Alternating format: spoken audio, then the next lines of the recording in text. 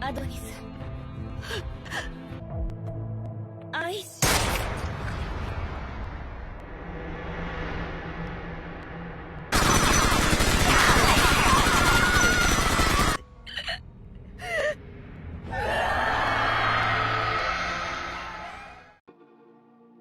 Anime bukan hanya tentang pertarungan epik, kekuatan luar biasa, atau momen emosional yang mengharukan. Terkadang anime juga menampilkan sisi paling gelap dan kejam, dengan kematian yang brutal, sadis, dan benar-benar di luar batas.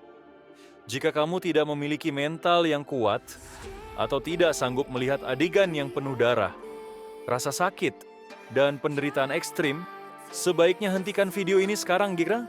Karena di video ini kita akan membahas anime-anime dengan kematian paling gila, paling brutal, dan paling mengerikan yang pernah ada di dunia anime.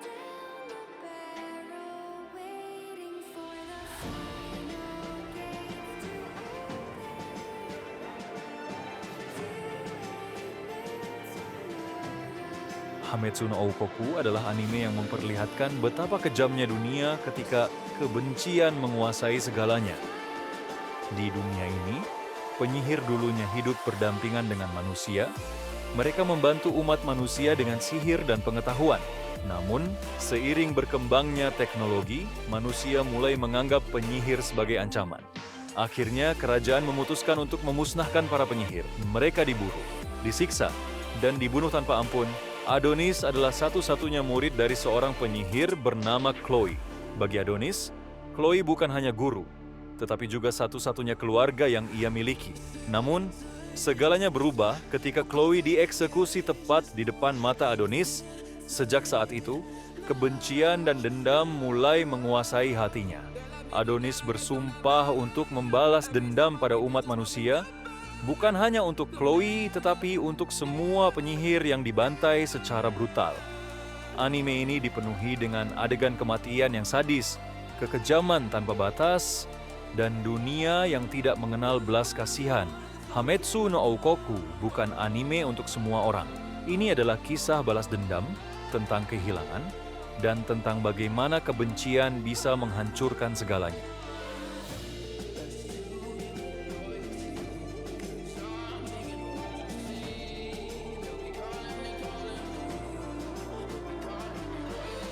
Re:Zero bukan anime isekai biasa. Ini adalah cerita tentang penderitaan, tentang kematian, dan tentang rasa sakit yang harus dialami berulang kali. Subaru Natsuki adalah seorang pemuda biasa yang tiba-tiba dipanggil ke dunia lain. Tanpa kekuatan hebat, tanpa kemampuan bertarung, dan tanpa perlindungan apapun.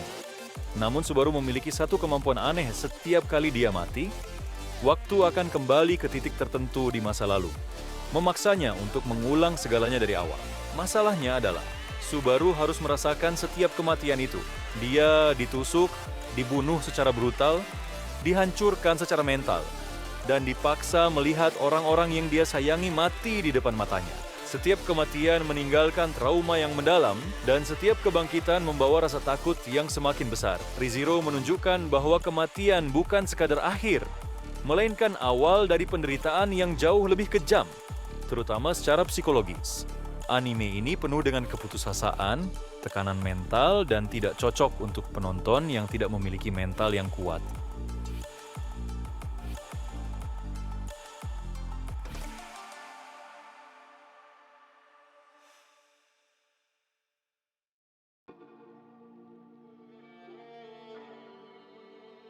Akame ga Kill adalah anime yang menunjukkan bahwa di dunia ini, keadilan tidak selalu menang, dan kematian bisa datang kapan saja tanpa peringatan. Cerita mengikuti Tatsumi, seorang pemuda polos yang datang ke ibu kota dengan harapan mengubah hidupnya. Namun kenyataan yang ia temui jauh lebih kejam dan gelap. Ia bertemu dengan Night Raid, sebuah kelompok pembunuh yang melawan kekaisaran korup, di mana setiap misi selalu dipenuhi bahaya dan pengorbanan. Di anime ini, karakter yang tampak kuat bisa mati secara tiba-tiba, tanpa kesempatan untuk selamat, membuat penonton terus berada dalam ketegangan. Akame ga Kill tidak ragu menampilkan kematian yang brutal, menyakitkan, dan penuh darah. bahkan terhadap karakter yang sudah dicintai penonton. Setiap kematian meninggalkan luka emosional yang dalam dan menegaskan bahwa tidak ada siapapun yang benar-benar aman. Anime ini adalah kisah tentang pengorbanan, kekejaman dunia, dan harga mahal dari sebuah revolusi. Wah,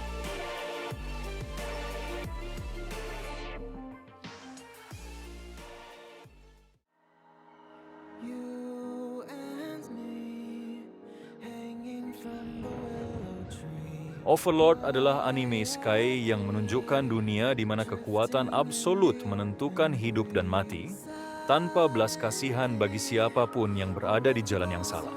Cerita mengikuti Momonga, seorang pemain yang terjebak di dalam game Yggdrasil dan kemudian dikenal sebagai Ainz Oalgaun, penguasa dari Great Tomb of Nazarick.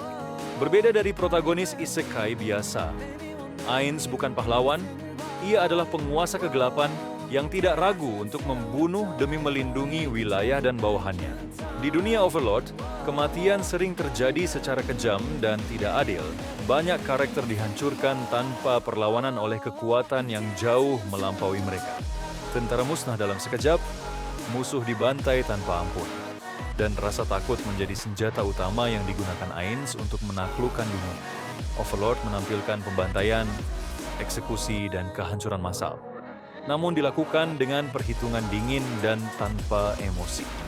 Ini adalah anime tentang dominasi mutlak, kekuatan yang tidak tertandingi, dan dunia yang tunduk pada satu penguasa. Born from the same branch and leaves, wild and free, living here in harmony. Don't you see? Blood Sea adalah anime yang terkenal karena kekejamannya, menampilkan kematian yang sangat brutal dan penuh penderitaan. Cerita mengikuti Sayaki Saragi, seorang gadis yang menjalani kehidupan normal di siang hari. Namun pada malam hari bertarung melawan makhluk mengerikan yang dikenal sebagai Elder Birds.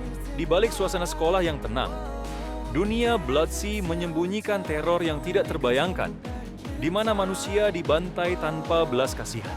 Anime ini menampilkan adegan kematian yang ekstrim, tubuh dihancurkan, darah berceceran, dan rasa sakit yang digambarkan secara sangat detail. Tidak ada sensor emosi, tidak ada penyelamatan heroik, hanya ketakutan, keputusasaan, dan pembantaian yang kejam. Blood Sea membuktikan bahwa dalam dunia ini, harapan bisa direnggut dalam sekejap, dan kematian datang dengan cara yang paling menyakitkan. Ini adalah anime yang benar-benar tidak cocok untuk penonton yang lemah mental atau tidak kuat melihat adegan sadis.